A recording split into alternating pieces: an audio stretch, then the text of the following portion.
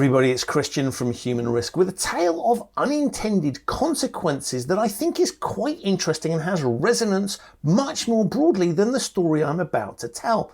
And the thing I want to talk to you about is overdraft facilities. And here in the UK, the Financial Conduct Authority, that's one of two regulators that covers financial services, took a look at what banks were charging people for unauthorized overdraft fees and decided it was absolutely excessive.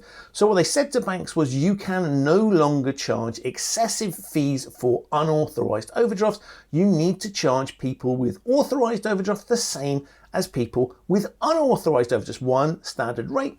The firms responded by looking at this and saying, okay, well, if that's what we got to do, we are now going to charge rates of up to 40% for people who have overdrafts, whether or not they are pre-arranged. Now, of course, if you're somebody that borrows money on a regular basis through an overdraft, it's pretty horrific to find that your rates are going up from probably 10 to 15% up to 40% in one go because of what a regulator's done. And so the regulator spotted this, has recognized that the firms have done something that's going to potentially disadvantage quite a few people, and have said to them they need to justify the 40% rates that they're charging. Now, I think they're going to come to some form of arrangement and those numbers will come down. But here's the interesting bit.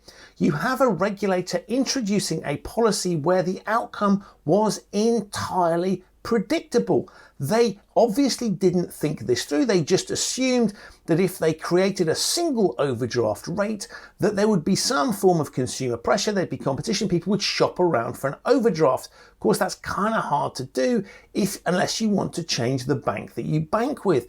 And I think this story is really interesting because you've got a regulator stepping in to try and intervene before the force of its regulations kick in a month or so's time.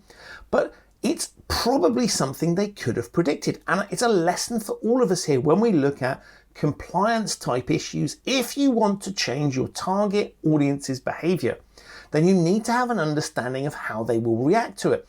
And if what you're asking them to do is change something that they have done for a long time, something they're used to doing, or something that is inherent in their behavior, they want to do it. In the case of banks, they need to do it to sustain their business models. Then you're going to have a problem when you try and introduce something because people will get creative around how they implement the new rules. So if you're cutting off a source of income one way, they're going to try and make it up by other means. Understanding what the target audience is thinking and how they are likely to react is absolutely critical. If we just introduce rules on the presumption that we are going to have an impact without understanding what the target audience's reaction is likely to be, then you're probably going to come unstuck. And I've seen lots of examples of people introducing changes to compliance programs, introducing new policies within firms without really understanding the drivers of the behavior that they're trying to change.